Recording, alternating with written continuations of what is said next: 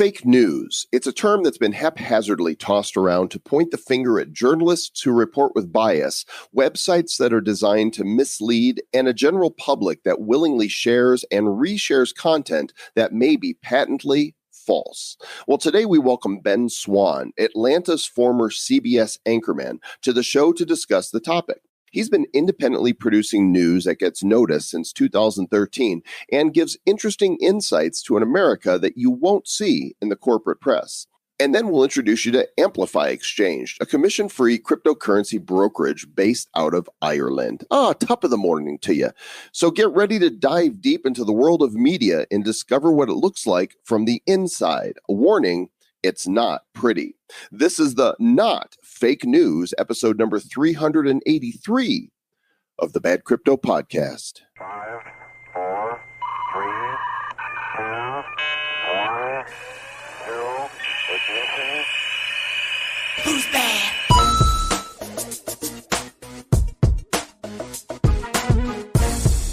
Hello, Mr. Travis Wright. You be looking like a leprechaun today, because it is, I do believe, St. Patrick's Day. That not be true. The only thing I got green on is me undies. Is this a commercial for MeUndies? You know that's a thing, right? Yeah, but I don't have those kind of MeUndies. I have not Trader Joe's. I have, Duluth Trading Undies. Does Trader Joe's make undies? No, they don't. Duluth Trading Company does, and they cup your balls very sweetly. You get a free pair of underwear at Trader Joe's with $3 chuck. You buy some peanut butter, get yourself some drawers.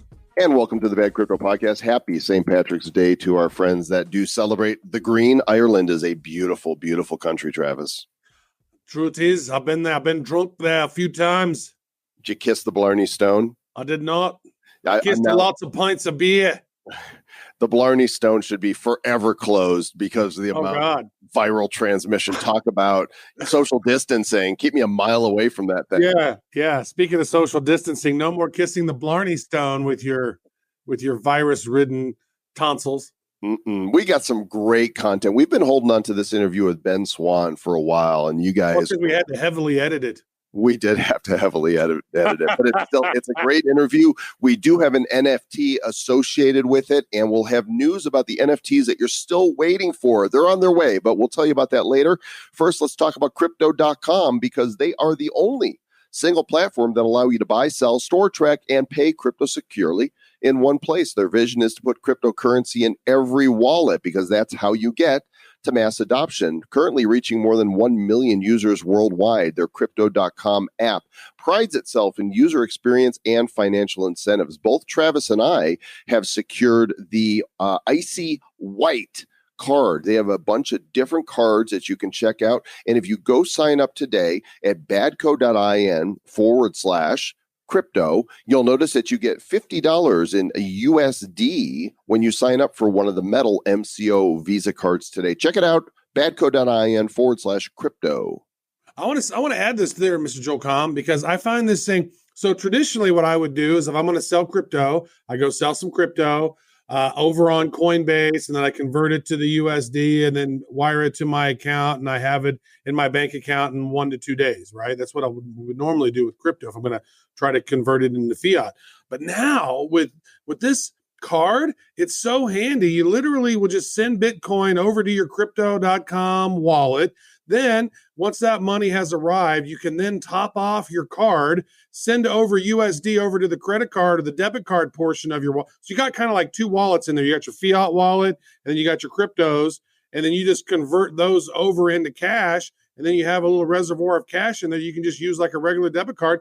Yesterday, I went to the ATM and pulled out cash just like a regular ATM card. So, I mean, I think it seems to be way more handy than what I'm experiencing with Coinbase. And that's not me kissing ass to a sponsor. That's just me saying this is the handiest that I've seen something for mass adoption yet. Handy and dandy, but you can't eat it like candy. Yeah, that rhymes. That was good. It wasn't good, but it does rhyme.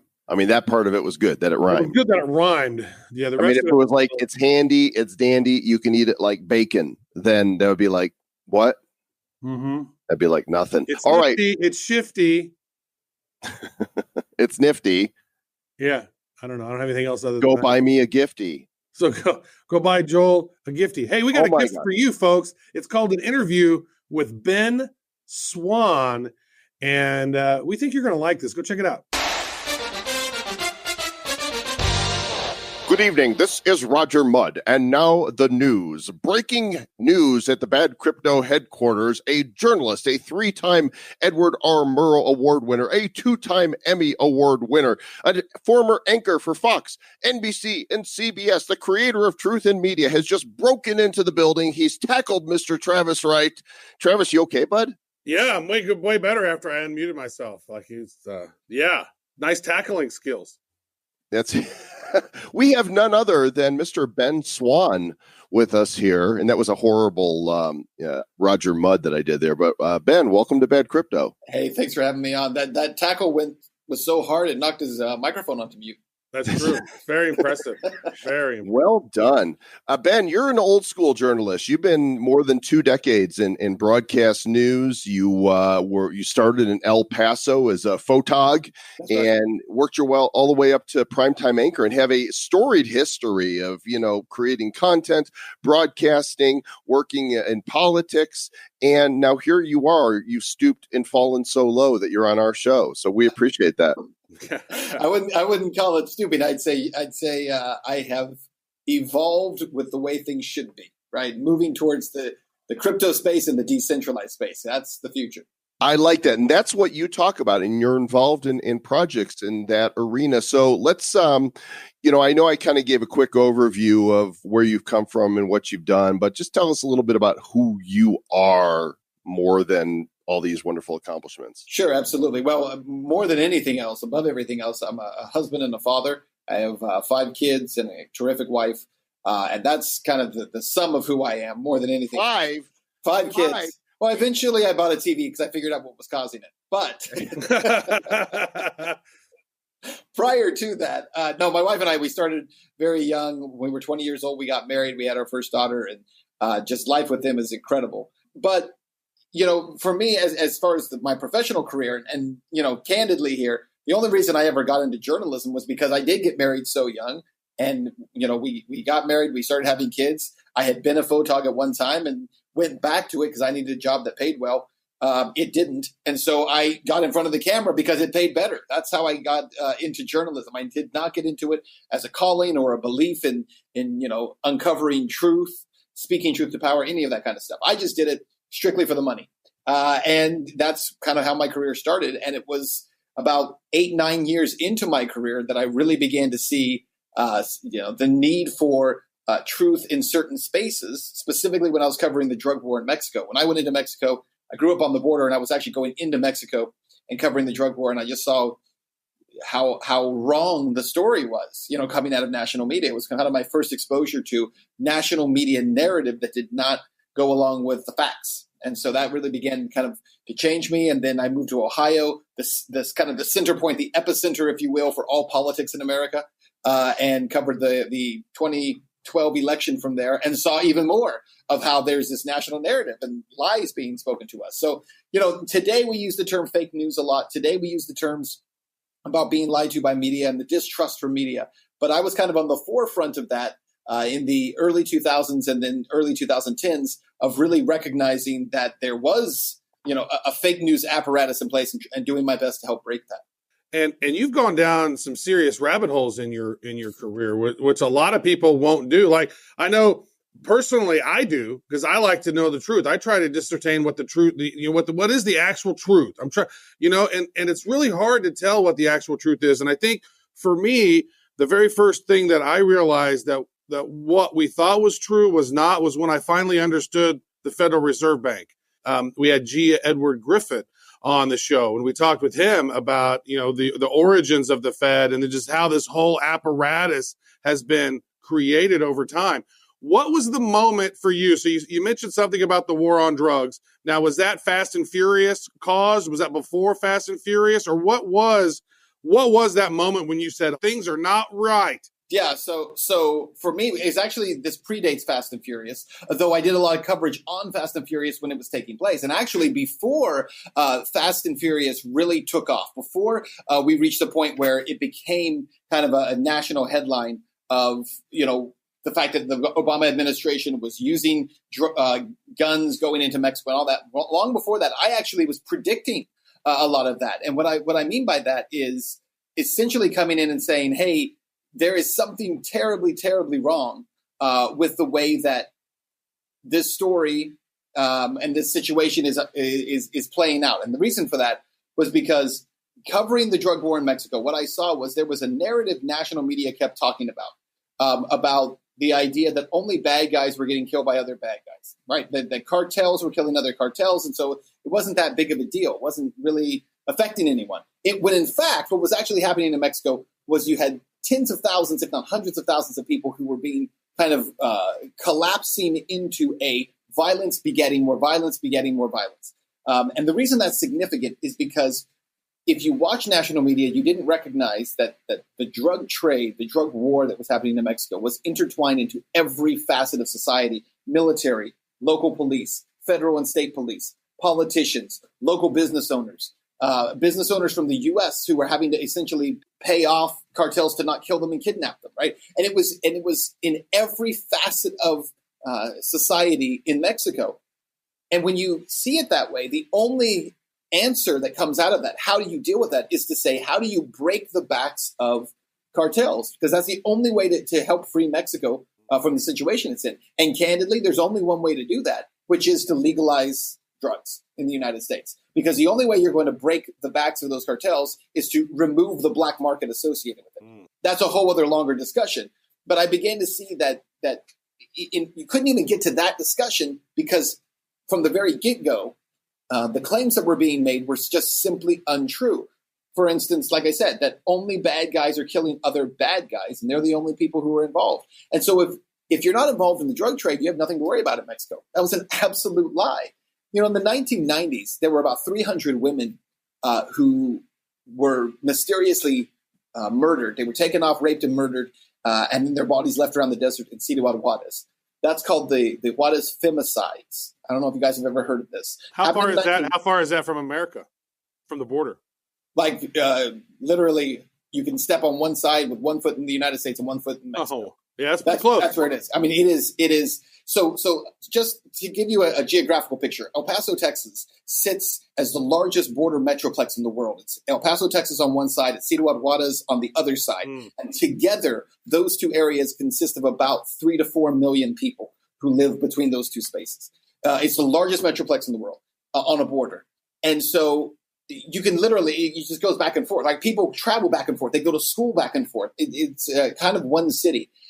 So in the 1990s, this happened, and there's been international movies made about it. Lots been made about these femicides of Juarez.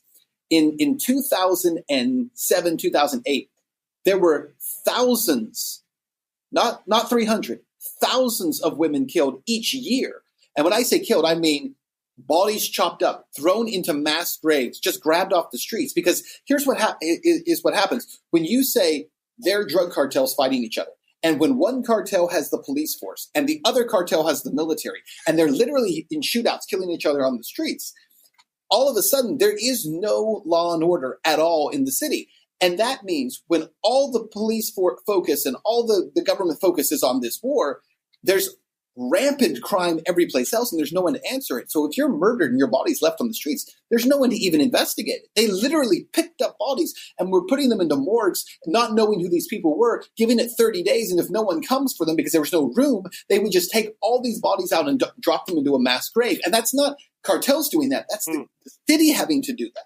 So that's the situation that was actually unfolding. But it wasn't being discussed because there was this lie being told about how the good guys were the Mexican government fighting against the bad guys, the cartel, to try to clean up the situation. And unfortunately, right now we're seeing massive wild violence across Mexico once again. It is happening still. It has not stopped. The cartels absolutely control Mexico. It is a narco state. And because we won't address it, we can't help Mexico. We can't deal with what's actually taking place there. And even the so-called legalization efforts for marijuana here in the U.S., really aren't, because they're so heavily regulated and controlled by government, because government wants its piece, has kept the black market alive for a lot of those illegal drugs coming across. Wow. Well, this and several other issues led you to build your own site called truthandmedia.com. So how bad does mainstream media have to be to require you to build a site that is going to basically fact check the fact checkers on a scale of 1 to 10, with 1 being everything's truthful and 10 is it's all propaganda? Where would you put, and let's collectively say ABC, NBC, CBS, Fox, CNN, CNBC, MSNBC, New York Times, Washington Post, lump them all together and give me a number. So when I started the project in 2012, 2013, I would say the number at that time was probably a 6 or a 7. I would say now, where we're sitting right now, it's an 11 or 12. And I these go to 11. I do. I believe we've broken the scale. Yeah, so I would say it's probably at an 11 at this point. We've reached that point of it being completely off the charts in terms of what is happening with media. And that's because, it used to be we trained media or media trained the public, right, to go to a mindset that said, don't come to us for facts. Come to us because we'll tell you what you want to hear. We'll give you the facts that you're looking for. But we've actually gone beyond that. We're in a post-truth era now where we are truly in a setup where it is no longer about what is true and what is not true. And whether you like him or you don't, one thing that President Trump has done is help to lift the veil on the fact that we have journalists who for 2 years made all these claims about Russian collusion and evidence and proof and all this talk about the FISA courts and about the Trump dossier, right? And again, whether you like him or not, it's nothing to do with whether you're shilling for Trump or you're against him. It has to do with the facts. The facts show that the FBI and the CIA worked illegally to spy on his campaign. Those facts don't matter to an entire portion of Americans. Fine, forget about the public. They don't matter to people who call themselves journalists. There are journalists who literally have written articles and tweeted and said that there is no way that the Trump dossier, which was completely unverified, was used to get a FISA warrant on Carter Page. There are hundreds of journalists who have done this. Not one of those journalists has come forward and said, I was absolutely wrong. Clearly it was used. It was wrongfully used. And see, here's what's important about this, guys. It's not about Carter Page. It's not even about Trump. But the FISA issue has demonstrated is why FISA courts, the FISA court system is corrupt. It is unbelievably corrupt. It's why in our Constitution and under our Constitution, we're not allowed to have secret courts in the first place. And so everyone on the right now who's upset and they say, see, this just shows they were after Trump. Okay, I'm with you on that. But then they say, so we might need to relook at the FISA system. They don't actually want to relook at the FISA system. They just don't want it to be used against their guy. But the problem is that the issue with the FISA court is not that it was used against Trump and his campaign. It's the FISA court system itself is completely and inherently corrupt. So in 2016, President Obama signed a bill essentially saying that this propaganda, right, that the United States government can propagandize its citizens legally. That has happened. Now, it doesn't mean that they can force anyone to say anything, but they don't need to force anyone. Guys, here's what blows my mind. We're sitting in a moment when we have CIA and NSA directors like John Brennan and James Comey not just lying to the American public, which, by the way, another thing that this dossier, this FISA report has proven is that John Brennan, former head of the CIA, literally sat in front of Congress and lied. He told them things that were absolutely untrue. Now, it doesn't surprise me one bit to say a CIA director lies, because the CIA lies about lots of things. The FBI lies about lots of things. But the problem is there's no repercussion for it, number one. And number two, here's what's completely shifted in the landscape. Go back to 2010, go back to the year 2000, go back to the 1980s or 70s or 60s. You would never have had the former head of the CIA or the NSA as a paid political contributor, sitting on CNN, sitting on ABC News, sitting on NBC News, and spreading these propaganda lies about what the government is and is not doing, and they go unchecked. So John Brennan will sit in front of Anderson Cooper.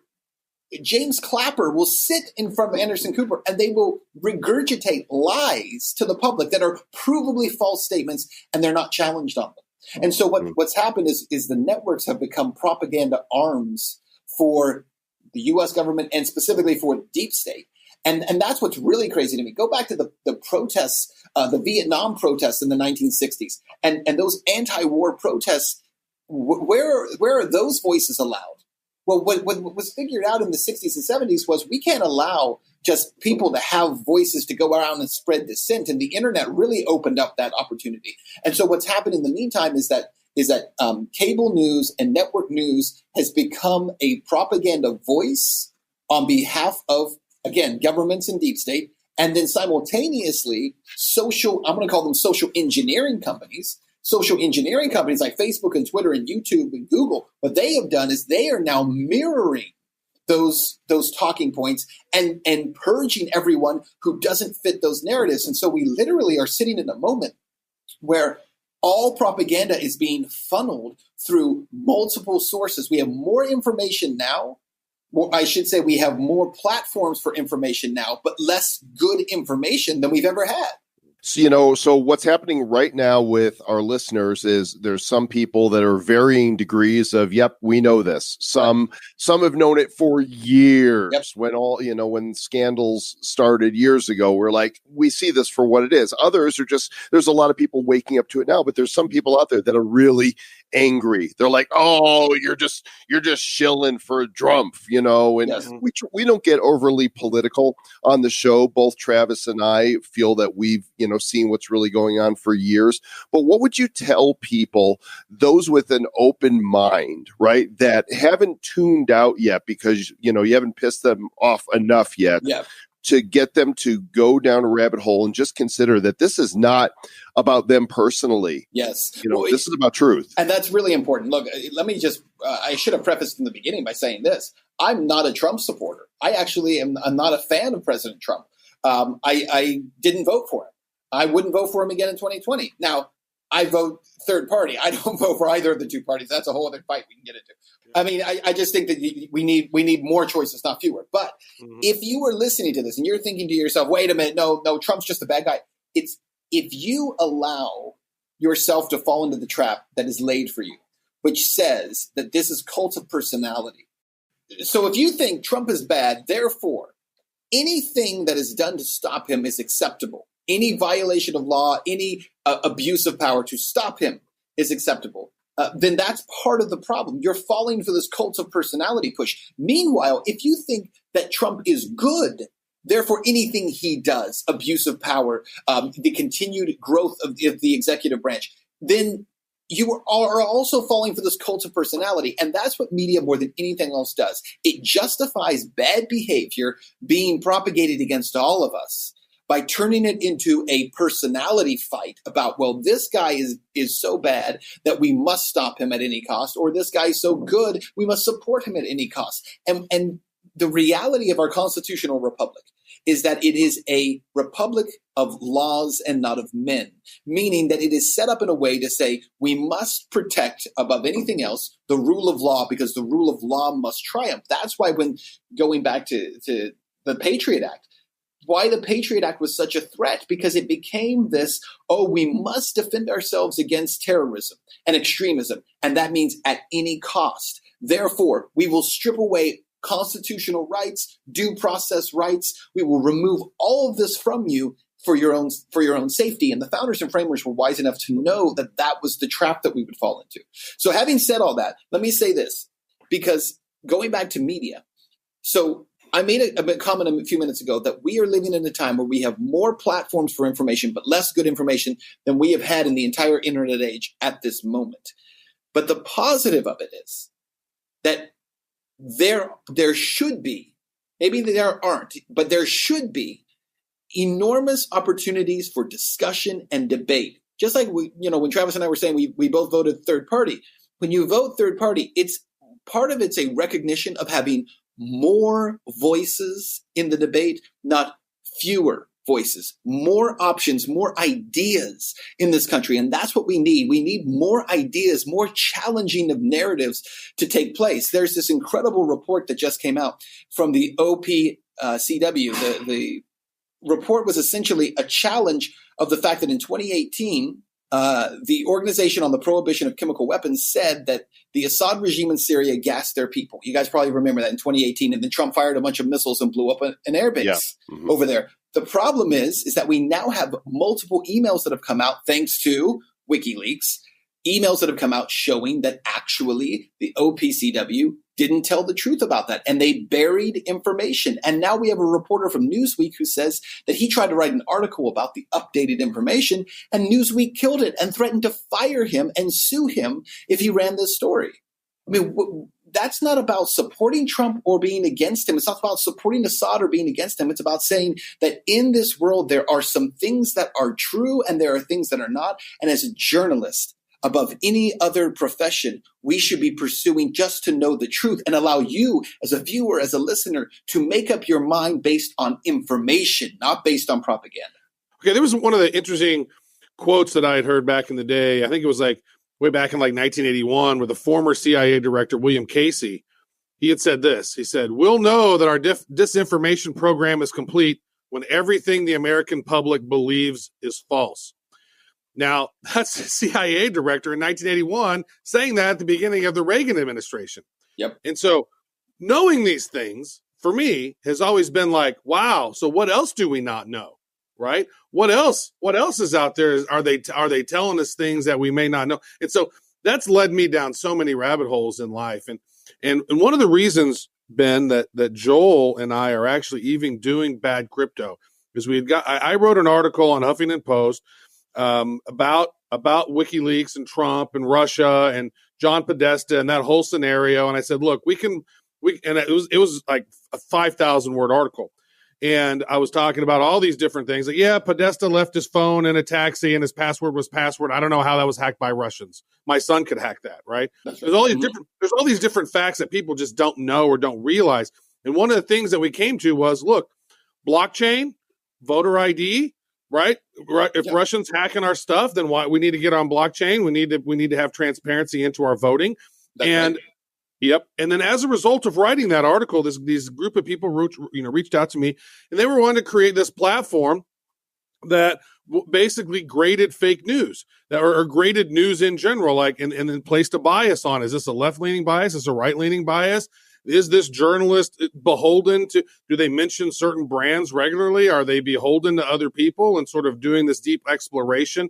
And we were calling it Deep Sea and SEE. So doing a deep sea in every piece of content and having sort of like this Wikipedia type of thing where people can come and they can earn crypto by grading the news. And we created this whole thing. And the CEO, one of the guys who had done it, then all of a sudden decided he wanted to do a decentralized YouTube instead. And so then we're like, okay, well, the deep sea thing is the best idea that I've seen. And then it seems to me that you are working on something very similar to this with this new project that you're working on called Isagoria. Want to maybe tell us about Isagoria, what it is, and what the mission of the project is? Yeah, absolutely. And by the way, the deep sea thing sounds amazing. It really does. So I'd love to talk to you more about that. But Isagoria, the project we're working on, is essentially this. It's to create a 24/7 streaming channel. It's essentially three components. So we would kind of become similar to a Netflix in terms of having original content programmed 24/7 that is streaming through our app. But on top of that, we would also become a free speech platform that has a channel service similar to YouTube that allows content creators and reporters and journalists and entertainers and educators, right, who are being purged off of YouTube and Facebook and Twitter, and give them a place where they can have an actual, channel that gives them freedom to talk about the issues they want to talk about. Now, every time that this is brought up, people immediately turn to, hate speech. Yeah, I've got to watch out for that because then you're going to have hate speech on there.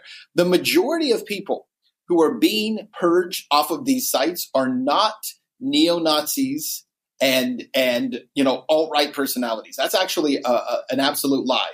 The majority of people who have been purged from Facebook and from Twitter and from YouTube run the gamut in terms of political beliefs. They come from the left, they come from the right, they come from the center, they're libertarian. Many of them are anti-war. And what they really have in common is that they're anti-establishment. They are against the establishment view of what is happening in foreign policy, in domestic policy, here in our country and around the world. And if you defer and you are outside of that, mainstream matrix, you get removed from these sites, or you get shadow banned where you think you're still on the site, but no one can see your content. Mm-hmm. And it's happening every day to thousands of content creators. Here's what's shocking to me, guys. Facebook and Google have both come out saying how they are going to work so hard to protect the integrity of the 2020 election, and they are lying to you. They're not working to protect the integrity of the election. They are working to skew the election. There is more impact that Facebook and YouTube will have on how voters vote by restricting voices, by restricting those who challenge candidates on both the right and the left. Right? They're restricting these voices and not allowing them to be heard. And by doing that, they're actually preventing voters from being informed, and instead forcing voters back into the same funnel that was the mainstream narrative. And I'm going to tell you, in 2017, there was an audit done of Facebook by Media Matters for America, which is a George Soros-backed kind of left-leaning group. And what they did was they looked at the election and why Trump got elected. And one of the things they came away with was that they completely had control of the narratives of mainstream broadcast. But what they had lost control of was what these different content creators who were on the internet, who were on Facebook and they were on YouTube. And so all of a sudden here comes the Atlantic Council and different groups that are now advising YouTube on who to remove. And every couple of months, a few hundred or 1,000 pages get removed very quietly without explanation for why they go. And yet they virtually all of them, they're not conspiracy channels per se. These are just anyone who challenges those narratives. And so what we are creating is a platform to say, hey, listen, if you want to be a part of this conversation, if you want to have a voice, it is not up to us to decide whether or not you should be heard. We want to create a platform where people can come and dissent and discuss and debate. We believe that more debate is better for the republic than less debate. We believe that more voices are better for the republic than fewer voices, and that out of that mix of voices, the truth ultimately emerges. Well, here's one of the major problems, right? You already talked about how mainstream media is at 11 as far as not being reliable, and how the major Silicon Valley social and search platforms that, have the ability to impact billions, right, around the world for their agenda. There's several sites, including yours, that intend to change how content is delivered. But how do we overcome the behemoth that's out there that's doing evil? Well, it is doing evil. And I think one of the ways that you overcome that is, rather than saying, well, we have to be as big as they are, we don't. Because here's the reality, is that the majority of the public knows they're being lied to. They know the information is bad. It's why every year the number of people who are watching broadcast news drops. The number of people who are paying attention, even the numbers on social media since these purges have taken place, have dropped tremendously. Facebook's numbers are considerably down from where they were in 2016. Now, Facebook will tell you, no, we have more users. But that's because Facebook shifted how they're counting users. They're now counting Facebook, Instagram, and WhatsApp users all together into one group. Really? By the way, let me just interject here, which is what's really interesting. Here's a fun game to play when you talk to family, friends, associates. Just have them guess how many people during prime time watch cable news, like, Fox, MSNBC, CNN. And then when they guess, undoubtedly, they're going to guess millions, because people don't really know. Most people don't follow TV ratings. They're just going to assume millions of people watch. Tell them that CNN fell to a 3-year low, averaging 643,000 viewers from 9 to 11. That is the prime viewing hour for the week leading up to this interview. It doesn't really matter when it happens, because, people are just tuning out.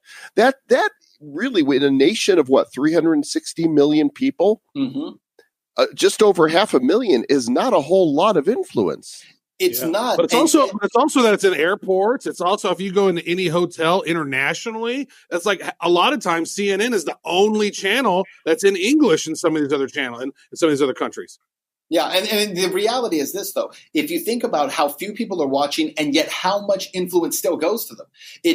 Samuel Adams once said, it does not take a majority, but a small, irate minority setting brush fires in the minds of men to create revolution. That's what we need, is not a majority of people, but a small group of people who are engaged, and then that engagement continues to grow. We've seen it happen in the past. Look, Facebook is already a great model for the fact that people who first really began to see Facebook explode, it happened when folks were able to go on there and have discussions they wanted to have and find information they thought was interesting. The height of Facebook was really about 2010 to 2016, and it was during those political seasons when people felt they had more freedom to be able to find information. And what's happened since 2016 has been a rapid decline of Facebook use, because if you go on Facebook right now, you are hard-pressed to find anything that is not mainstream establishment content. That is the vast majority of what's on there. So I think what we're going to see is a shift in the public to say, okay, we know that there is other information out there. I don't think the majority of people believe that, well, they clearly don't believe they're being told the truth by what's out there, but they know there's more. And they know there are sources out there to get good information. But where do we create a platform? And so I've spent a lot of my time creating content.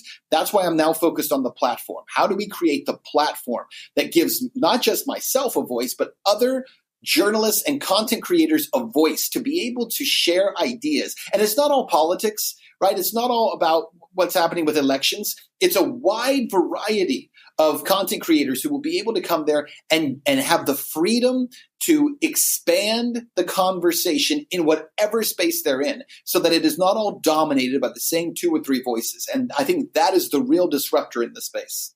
The name of the umbrella project is Isagoria. Now, the name of the platform when it's done may not be that. Right now, we're just calling it ICE Media, but it's ISE, ICE Media. But the name actually comes back to one of the oldest words in human language for equality of speech. It's a Greek word, and it goes back to the ancient Greeks who created a system where they would allow anyone and everyone, not just the elites, not just those who had power, but anyone and everyone was allowed to have equality in their voice, to speak out about what they saw in the public square. That was a concept that we actually derived from ancient Greece. And think about how revolutionary that was in the world, because at the time, the Greeks were creating this thing called democracy in a world that was controlled only by kings and priests and those who had ultimate power. And so the average person didn't have a voice. Most people within that world were actually slaves. They weren't even free people. Even in the Greek society, the majority of people were not free. They were 2/3 of the population were slaves. 1/3 was free. We're a lot further towards the good than we are from the bad of what it used to be, right? And that is the progression of humankind, the progression of this human experience over the course of thousands and thousands of years. And one thing that we know is that something that began with the Greeks, I think, applies to our society today, which is we have reverted to an idea that only the elite, only those who have a position of authority and power are allowed to speak on issues. And everyone else needs to sit down, shut up, take their medicine, and listen to what they're being told. When in fact, if we want to have a vigorous democracy, if we want to have a vigorous society where ideas come to the forefront, we have to be able to say everyone has a voice, not equality of facts, because facts are not equal, but an equality of opportunity to speak, an opportunity to debate. Again, as I said, I believe that we need more debate, more discussion, more opportunities for people to talk to each other instead of everyone just yelling at each other. There's too much yelling and there's not enough discussion. That's why I like what Steven Crowder does, on university campuses. So he'll have a sign up. Like the most recent one I saw was that affirmative action is racist. Change my mind. And then he engages. He has go out there is kind of in your face, but he sits down with people and seeks to have conversation. person to person, one at a time, answer objections, and actually try to have his mind changed. And he does usually. They go really well, sometimes you get people that just screech at him because they can't handle an opinion different than their own. I think that, maybe it's social media that's brought this about. And I'm curious what your take is on this, Ben. Do we just in general have a adult, man and woman baby problem, right? Adults acting as infants.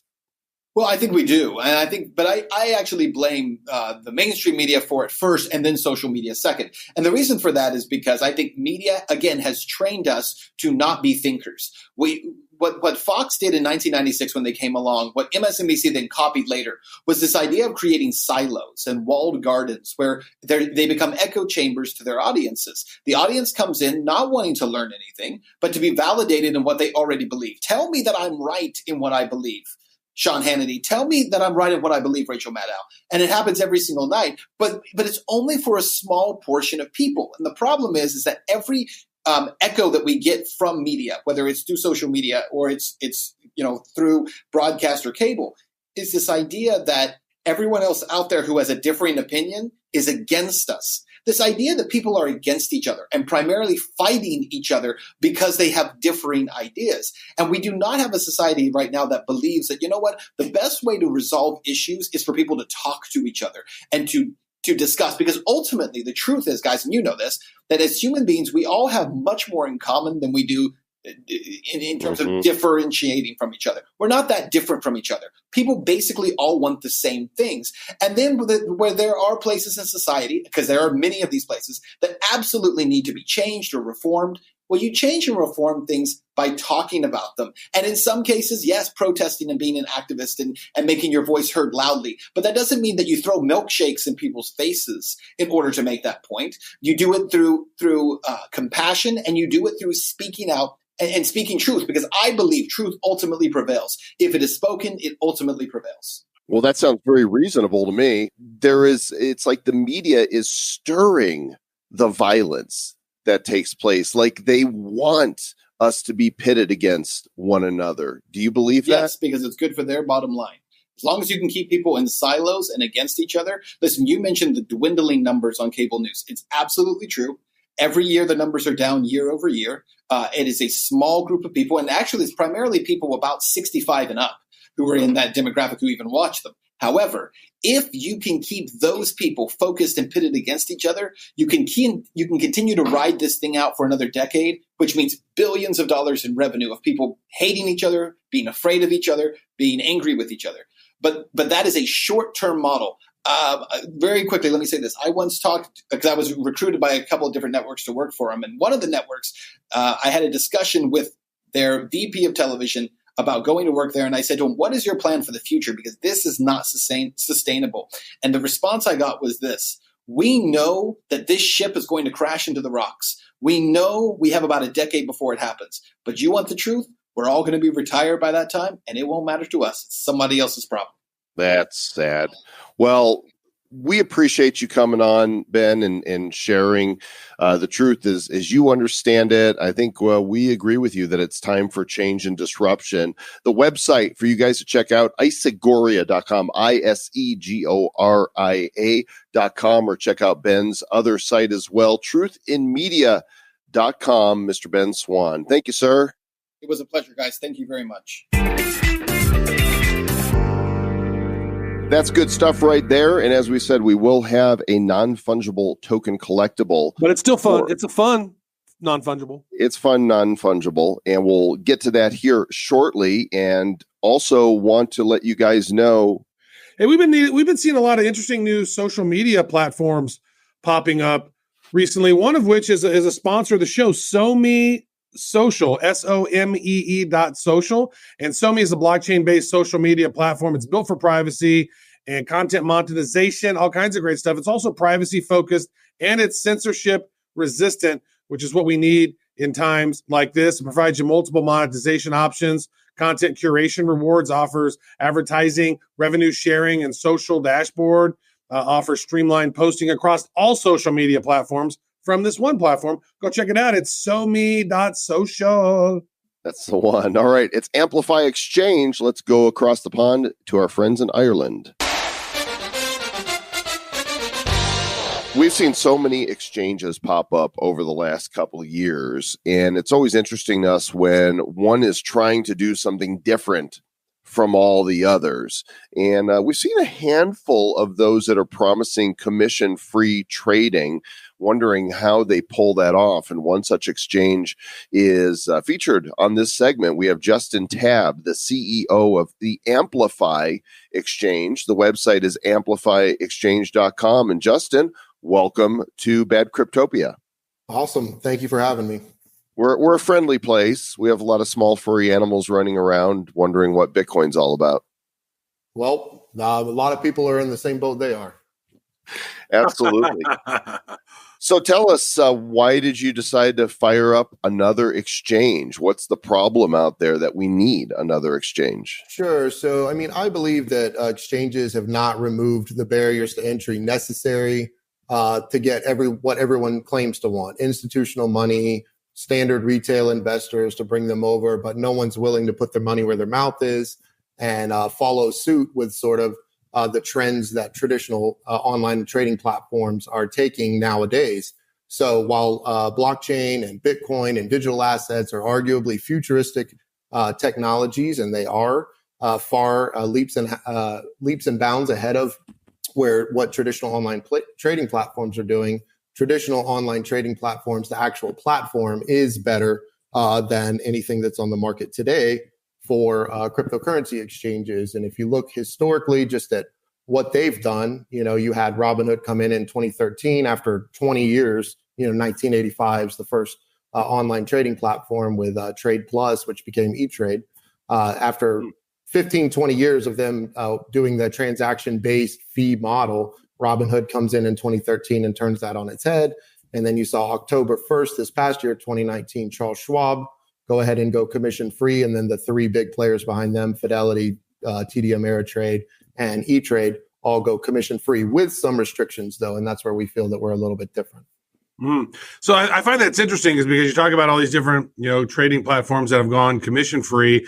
And I think Coinbase just raised its fees. Correct. So I believe they're going the wrong direction. They can do it currently because of their, they've had the first mover advantage coming on the marketplace in 2014. And so they have, $8 billion or something like that assets under management. But I believe they're taking advantage of their user base and just saying, well, people aren't really going to want to move their money for adjusting fees up another 1.5% or whatever it was.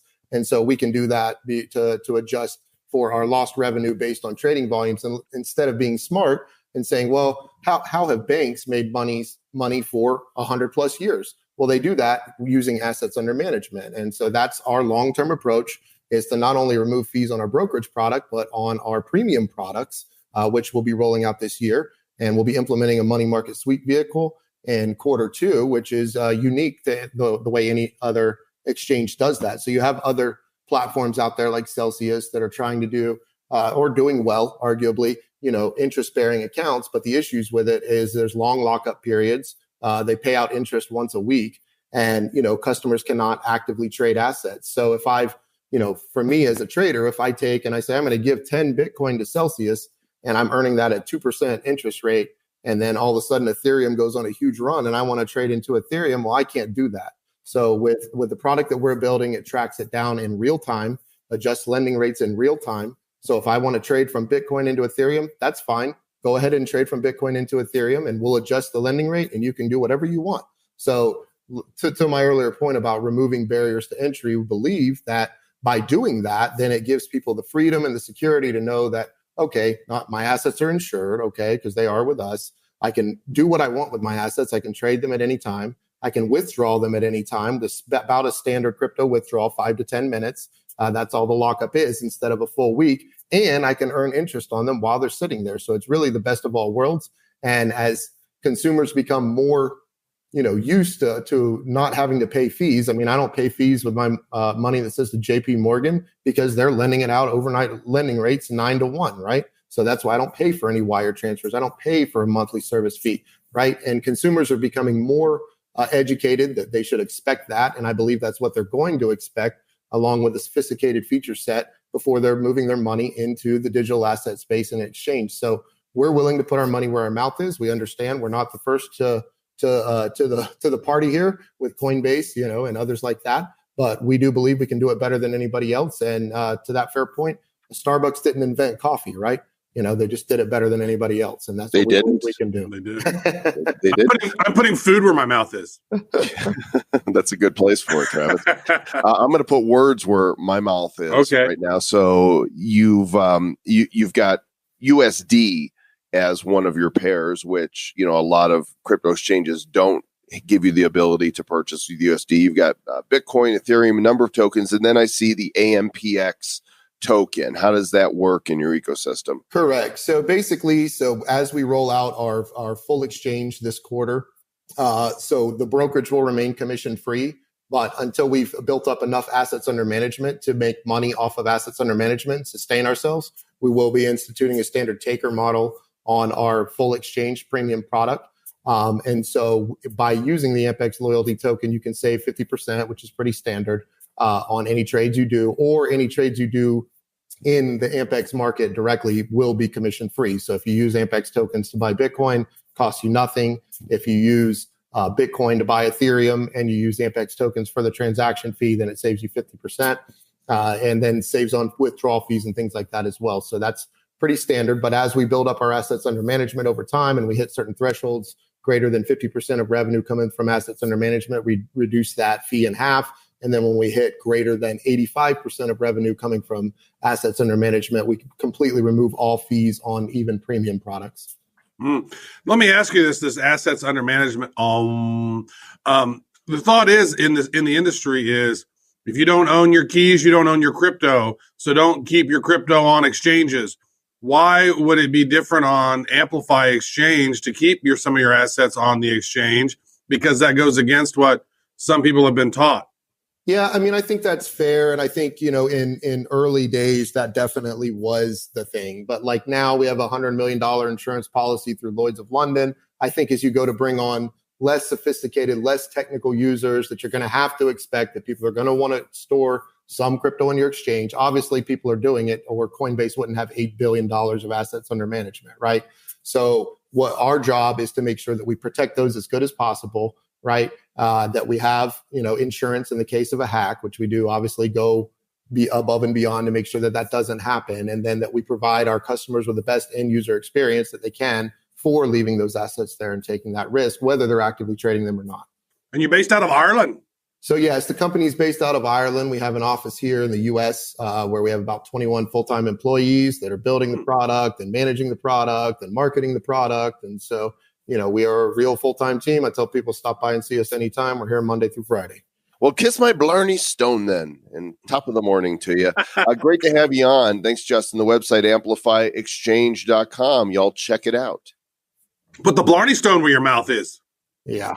Or don't, because it's so diseased. Like, who wants to kiss this thing that, a million other people have put their lips on? Don't lick. Not me. Gross.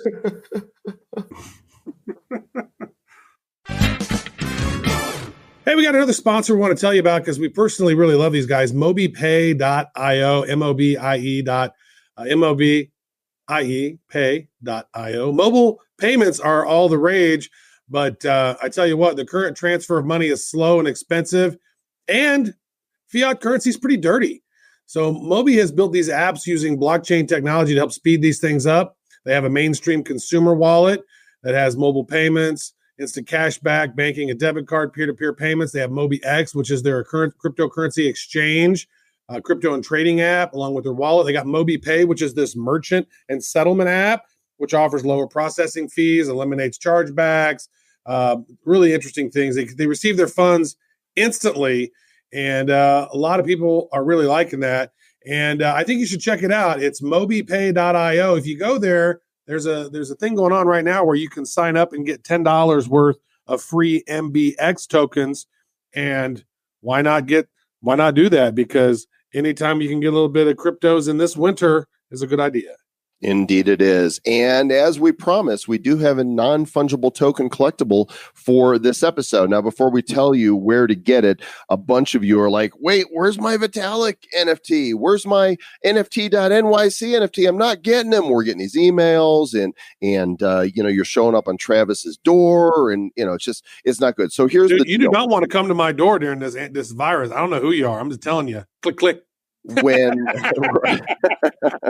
when the crypto markets crashed, something happened with the Ethereum blockchain that slowed everything down. In fact, Patricio, who is the creator of POAP, told me back on the 13th that when he went to send the latest tokens, that mining them would have cost $3 each instead of the standard 4 cents per token to send them. So we've had to hold off until the Ethereum blockchain sorts itself off. As of this recording, the Vitalik tokens are allegedly in line to be sent, that they are in the meme pool waiting to be mined. And next up will be the NFT.NYC. So if you haven't gotten your Ron Paul one yet, it goes until midnight on the 18th Eastern Standard Time, and that's gone. And some people probably haven't gone for it because they're like, well, they're not sending them to me anyway. They're coming, and you don't want to miss the Ron Paul one. So he's at badco.in/Ron. But we've got a brand new. You better hurry up because that might be gone. Don't wait. You better run, don't walk. We've got a new one, Mr. Travis Wright, that looks beautiful. Great job putting this together for Ben Swann. This is going to be NFT number 009, and you can claim it starting now at badco.in/fake. You thought it was going to be badco.in/Ben. Nope. badco.in/fake, FAKE. And that's where you'll be able to claim this until Friday, the 20th at midnight Eastern Standard Time. So go grab those NFTs. We are going to make the rewards available soon, and we know a bunch of you are accumulatifying them. So I like that, accumulatifying. That is wordifying. Wait a second. Ben Swann level. I might have screwed up. I put a picture of just a regular swan. Oh, damn it. So it'll be like a black swan. It's the black swan. Yeah. And the show just took a swan dive. Hey, everybody, we appreciate you sticking with us here through these tough times. We're here for you. We're not going away. Plus, you ain't got nowhere to go, so might as well just listen to podcasts. Yeah, and tell your friends and family and business associates that you're like, you know what, as long as you got nowhere to go listen to the Bad Crypto Podcast. Send them our way on iTunes, Stitcher, Google Play, iHeartRadio, SoundCloud, YouTube, Spotify, Castbox, Podbean, all the places. I mean, if you can't find us, then you probably can't find, your own. Well, it's really easy. We have these keywords. It's called Bad Crypto. You type those in anywhere, we pop up. So it's pretty handy. And I do want to say this, man. I know this is a scary time for a lot of folks. We're trying to figure out. I mean, some places are shutting down businesses completely. I know Kansas City, where I live, they've shut down all bars and restaurants for people to come in. They still have like deliveries and stuff. So it's definitely getting a little hairy. So keep in mind, we're here to bring you guys good content.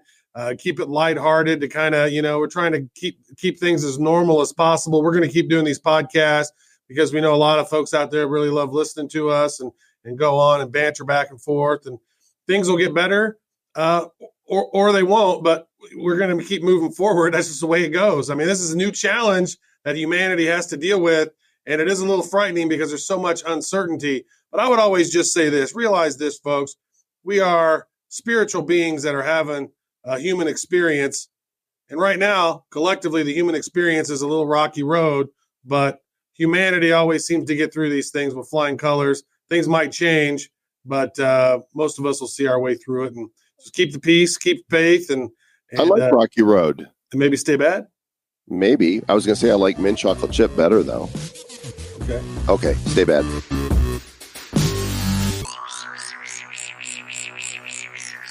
Who's bad? The Bad Crypto Podcast is a production of Bad Crypto LLC. The content of the show, the videos, and the website is provided for educational, informational, and entertainment purposes only. It's not intended to be and does not constitute financial, investment, or trading advice of any kind. You shouldn't make any decisions as to finances, investing, trading, or anything else based on this information without undertaking independent due diligence and consultation with a professional financial advisor. Please understand that the trading of Bitcoins and alternative cryptocurrencies have potential risks involved. Anyone wishing to invest in any of the currencies or tokens mentioned on this podcast should first seek their own independent professional financial advisor.